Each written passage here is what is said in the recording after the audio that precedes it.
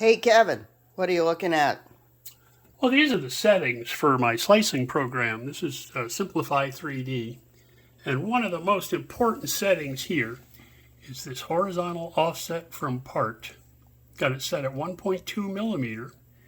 And what that does is it tells the printer to stop at the top of the support 1.2 millimeter before you start printing the part itself, which makes cleanup so much easier. So these are for the what, supports? These are for the support. So look over here on the printer. See this right in here, this is a support. Because of this dome shape, the inside of that, I needed something to support the print as it was trying to make the print in there. So let me pop this off and I'll show you.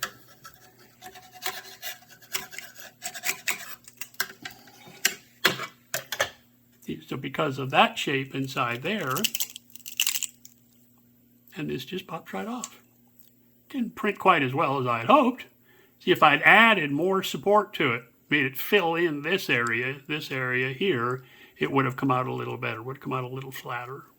So, still learning, but a real important setting right there. It makes things a lot easier.